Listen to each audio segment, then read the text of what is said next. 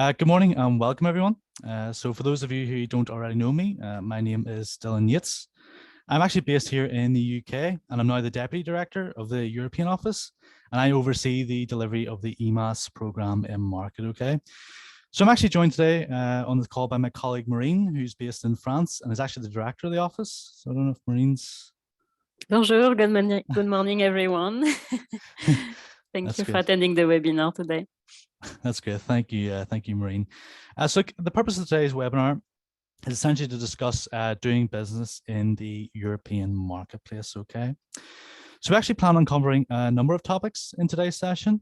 So firstly, we're actually going to start off with a bit of a brief overview of the European markets. So that is looking at the history of the EU before looking at some trade statistics and outlining some of the key trading partners or export markets with respect to both the US and New York states. We'll then move on to discussing value propositions and how they're changing in Europe. So we'll highlight specifically the role that environmental, social, and governance frameworks or policies play in finding new customers and potential partners in markets, and how this can help you gain a competitive advantage. So from there, we'll take you through the EMAS program itself and outline how we can help your business access the European markets. And then finally, we'll round it off today with a question and answer session and allow you the opportunity to ask myself or any of the team any questions. So that being said, let's dive right in to the European market. So let's start off with a brief introduction. So for those who may not know, the European Union was established back in 1958 following World War II in an effort to promote economic integration and interdependence amongst its members. So this was to be achieved by promoting bilateral trade in addition to the free movement of capital and labor through the establishment of a customs union and harmonized regulatory system. Okay, so the European Union, known then as the European Economic Community, was actually formed by 6 countries. So that included Belgium, France, Italy, Luxembourg, the Netherlands, and at that time, West Germany. So since then, an additional 22 members have joined with 5 further countries currently engaged in accession negotiations. So those include Turkey, North Macedonia, Montenegro, Albania, and Serbia. And then, of course, as you know, the UK formally left the EU as of 2021 following the Brexit referendum.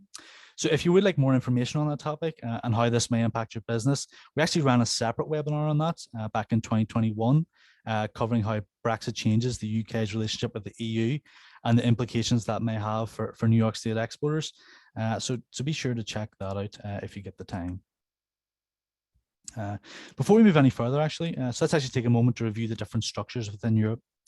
So the European Economic Area, which is known as the EEA, actually consists of the 27 member states of the European Union, or EU, and 3 of the 4 countries in the European Free Trade Association, or EFTA. So that includes Iceland, Liechtenstein, and Norway.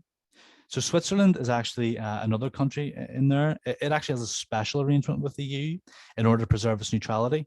So it's actually neither a member of the EU or EEA, but is in the EFTA, just so you know. Within the European Union itself, 19 of the 27 members have adopted the euro as their national currency, forming a monetary union, which is regulated by the European Central Bank and is referred to as the Eurozone. So this is actually somewhat similar to the US and the Federal Reserve Bank regulating the dollar. The remaining 8 members use their own currency, such as the UK, which uses the Great British Pound. Within the bloc, there's actually no fiscal union in place, so meaning that countries are actually free to implement their own budgets, as well as implement their own judicial and legislative systems, although there is some overlap between countries. Although as a whole, the EU determines trade arrangements on behalf of all of its member states. So this includes arrangements such as the Comprehensive Economic Trade Agreement, or CETA, with Canada, and the Economic Partnership Agreement with Japan, to name just a few. Now, there was some discussions between the EU and US as part of the Transatlantic Trade and Investment Partnership, Now, those started in 2013, but stalled sometime around 2016. Although recently there has been some movement on that front. So the US Trade Representative and the EU Trade Commissioner actually announced there towards the end of 2020 a number of tariff reductions, so around I think it was a few $100 million, which they actually hope to make permanent over the next few years. So that's coming our way. Moving on then, taking a look at the trade flows between the EU and US, you can really begin to sort of see a sense of the level of integration between both of the markets. So interestingly, both markets combined account for around 40% of global trade in goods and services. Breaking it down, in terms of goods trade, the EU recorded actually a trade surplus of almost 170 billion in 2021. Surprisingly, that gap has actually widened slightly since the pandemic, despite US imports growing around 15% between 2020 and 2021. On the other hand, the US recorded a trade surplus of around 90 billion with respect to services. But unlike goods, service exports actually contracted for both countries, with the EU recording the biggest shrink of around 19% compared to the US's 12%. Nevertheless, combined, the European Union is the US's largest trading partner and supports 2.6 million jobs for the US economy. One statistic that we actually haven't mentioned here, but over 1/3 of all trade across the Atlantic actually consists of intercompany transfers. So that represents a fairly significant global trade corridor. And I think that really highlights the degree to which these markets are actually both connected. Diving a little deeper then and looking at the top European export markets for US companies. So Germany remains the top importer with US exports valued around 64 billion in 2021. And when the gap has closed, and we'll discuss why that's momentarily, the UK actually remains in second place, having imported around 61 billion. Other key export destinations include the Netherlands, Belgium, and France, which rank 3rd, 4th, and 5th respectively. And we'll dig into that a little deeper in a moment as well. So in terms of the top product exports, the US exports many goods to Europe, with some of the most significant categories, including aircraft and components, machinery and equipment, medical devices, and pharmaceutical products. In terms of the top services, the US primarily exports professional and financial services, among others. So the purpose of showing you this is simply to highlight the level of diversity in the European market with respect to its trading profile. And this really suggests that irrespective of your operating sector, your product or your service, there's likely to be opportunities in this market for you and for your business.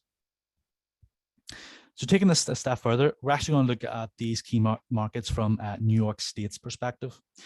So the UK is the New York State's 3rd largest export destination, with around $4 billion worth of goods and about 12 billion worth of services traded annually. The country has a population of around 66 million consumers, which is around 3 times that of New York State, who boast a fairly high disposable income. And due to the absence of many language barriers, it's often the first international market that many US exporters seek to trade with many having previously used it as a launchpad into the wider European market.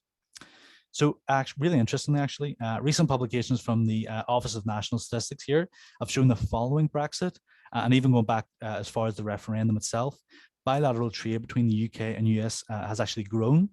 So this is actually attributed to the fact that many UK businesses are seeking to diversify their trade portfolio and reduce their reliance on the EU, meaning that many businesses may be more receptive towards engagements from US exporters.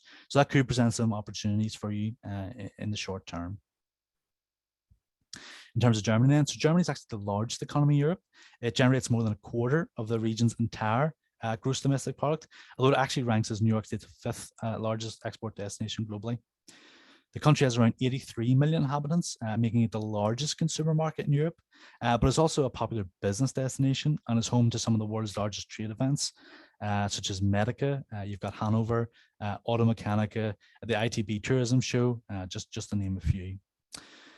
So the economy itself actually relies very heavily on manufacturing and exporting, and there's often opportunities for innovative US suppliers that are seeking to enter the supply chain.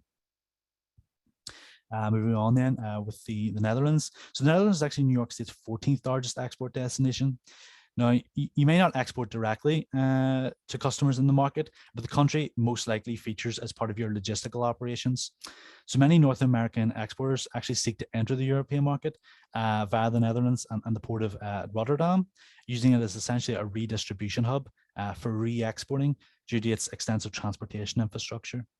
The country is actually ranked as the 4th best for business globally due to its progressive business climate, and with the nation itself heavily reliant on internationalization and trade.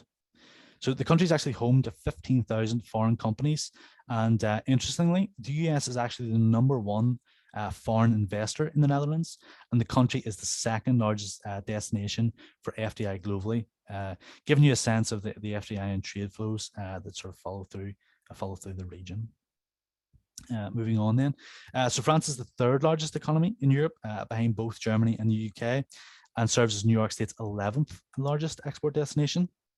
So the country is actually renowned internationally for its tourism and affluent domestic consumer markets, but it's also a relatively large agricultural exporter behind just the US. So the market boasts significant opportunities for companies operating in the aerospace, pharmaceutical, biotech, electronic, and telecommunications industries, among others.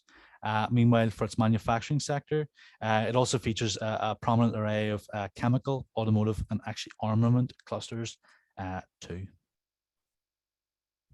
In terms of Belgium then, so Belgium is another key European hub, which like the Netherlands actually benefits from its geographical location. With its 3 distinct regions, so you've got Flanders, Wallonia, and Brussels, they border Germany, the Netherlands, and France. So Belgium is actually the unofficial capital of the European Union, as it hosts the majority of the key European institutions, including the European Commission, the European Parliament, the European Council, and they regularly host them when they reconvene. Interestingly, many European policy groups, you've got sectoral bodies or industry associations, are also headquartered in the region, and they often lobby on behalf of industry operators and their members. So this means if you wish to engage or network with similar entities when you're looking to enter the European market, which many exporters do, Belgium is likely to be where they are located. And then, so look, not on our original list, but Spain is also a top exporter for the US, although it ranks sort of 32nd for New York State. Well, the country has a population of around 47 million native individuals.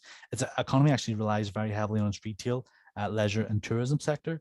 It also sees a lot of footfall, particularly in the summer months. I mean, there could be some significant opportunities in the consumer segment of the market if it is timed correctly.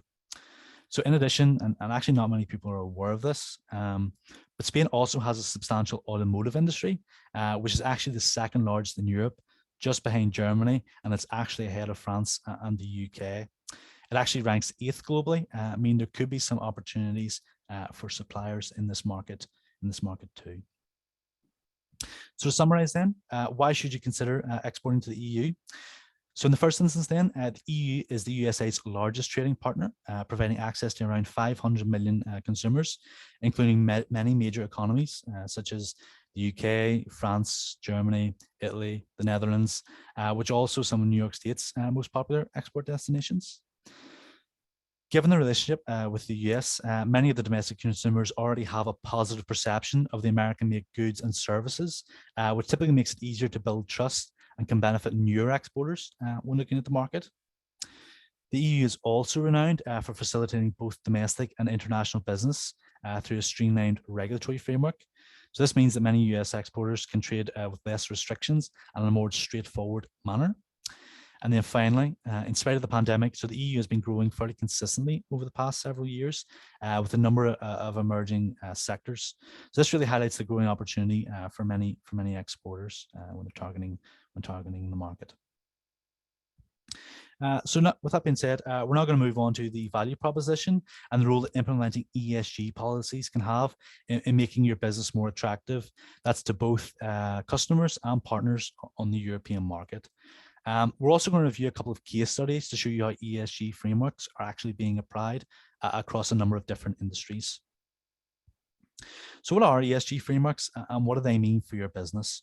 So environmental, social and governance criteria, or ESG for short, are essentially a set of non-financial factors that are used for evaluating how a company works towards sustainable or ethical practices. Okay, so the environmental aspect covers the effects the company may have on the ecosystem, either directly or indirectly, and drives them towards sustainability. The social aspect centers around companies generating a positive impact for the local community or stakeholders, whilst governance actually relates to corporate policies and procedures in place and dictates how they operate. So things like their codes of conduct. So this is actually becoming increasingly important across Europe. It started off with larger companies, but is now becoming more common as ESG is now synonymous with the company's sort of brand image and can have a significant impact on both customers and partners' perception of your business, particularly as they become more aware of it. So as such, many companies are now implementing these policies in an effort to resonate with their target demographic and gain a competitive advantage over their rivals. So why is having an ESG framework in place important, and how does it tie into your value proposition? So like I said, customers are becoming more aware of companies' environmental and social impact in an emerging trend in Europe that we're actually calling conscious consumerism. So studies have shown that consumers are actually prepared to pay a premium for goods, ranging somewhere between about 5 to 10% for goods, so long as there's actually no discernible difference in quality, if the good is produced ethically and sustainably. From a business perspective, they're interested in upholding a certain image and expect prospective suppliers to embody those values too. Meaning this can be the difference between essentially winning business and becoming a supplier, or missing out on potentially some lucrative opportunities. Studies have also shown that businesses with a strong ESG framework tend to generate increased returns over their peers. So this usually comes in a number of sources, from higher revenue growth from new opportunities, coupled with a few cost-saving aspects, so through like reduced energy consumption or less staff turnover, for example. In addition, businesses that proactively implement ESG frameworks typically tend to be more resilient and better risk management and corporate governance tend to be correlated strongly with better financial performance, which we've seen throughout the COVID-19 pandemic. So let's go through a couple of case studies then, and let's see how ESG is impacting a few sectors. So let's start off with the textile sector. So to give you some background, clothing consumption in Europe has grown rapidly over the past decade as a result of the fast fashion industry and changing consumer trends. So the market itself is now valued around $560 billion in Europe. Consequently, textiles are now categorized as the fourth highest pressure sector for the use of raw materials and water, and fifth for greenhouse gas emissions. So as a result, consumers are now placing considerable pressure on firms to act responsibly, forcing many suppliers to take action. So as part of their environmental policies, almost all textile manufacturers in Europe now strive to reduce water consumption and produce garments at lower temperatures. Lower water temperatures. This is in addition to the responsible disposal of waste byproducts, such as dyes, as well as sourcing some raw materials responsibly. As part of their social directives, many clothing brands are now looking at recycling or even repurposing old or outdated garments, particularly those made from synthetic fibers, as part of a circular economy in an effort to prevent them from going to landfill. And then from a corporate governance perspective, brands have been reevaluating their labor standards across the board as they seek to demonstrate more ethical practices, particularly in their suppliers' factories overseas. So this includes things like fair payment and good working conditions for their employees, among others. With respect to manufacturing then, so the European manufacturing industry is one of the leading consumers of water and energy and is one of the top producers of carbon emissions in Europe. As such, consumers are actually applying pressure to both regulators and businesses to reevaluate their approach to manufacturing, with a particular emphasis on the environment and the implementing ethical practices. So this has actually caused manufacturers to quickly adopt the Industry 4.0 initiative, as it's called, which is aimed at optimizing efficiency. So what does that entail? So firstly, companies are looking at investing in smart factories aimed at improving machine or production efficiency by tracking raw material consumption and energy consumption, and as they look to reduce waste byproducts. In addition, manufacturers are also preemptively reevaluating their health, safety, and other labor-related policies in an effort to improve their corporate image and reposition themselves as socially conscious employers in the labor market. And then finally, consumers and lobby groups have been applying pressure to businesses to become more transparent with their raw material sourcing. So it's actually focusing on shortening their supply chains and supporting the local economy. And then in our last example, we actually have business services. So the business service market in Europe is highly competitive, with firms seeking to generate any form of advantages over their competitors in an effort to attract and retain the correct customers and talent. So studies have actually shown that around 60% of employees choose a workplace or employer that share their values, which is key for employee retention and boosting productivity. Whereas it has 71% of consumers actually prefer buying from service providers who align with their values. So this has prompted companies to consider adopting some ESG frameworks. So for instance, businesses are now implementing policies aimed at reducing their carbon emissions through a variety of means. So this ranges from minimizing employee travel through to upgrading their office settings, through modernization, through to simple activities such as going paperless. Additionally, companies are also keen to demonstrate their diverse employee base as part of their social impact, and that they're providing equal development and career opportunities for all individuals. And again, finally, businesses are also implementing various transparency and ethics related policies in their codes of conduct, particularly with respect to their financial activities, as they look to gain some trust from the public.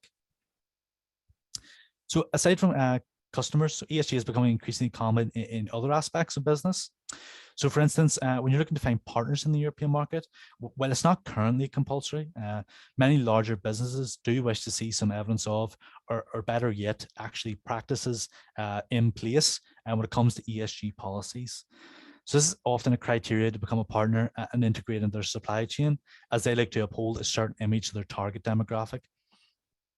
So some larger companies, especially in the textile sector, may even conduct an investigation or audit of your facilities to verify your procedures before actually even agreeing to collaborate with you. In terms of the government or public procurement then, so government contracts now regularly feature dedicated sections requesting that companies demonstrate by providing evidence of ESG frameworks in place. So some of the more lucrative contracts have even went so far as setting minimum ESG related criteria the companies must meet in order to simply just be eligible to apply.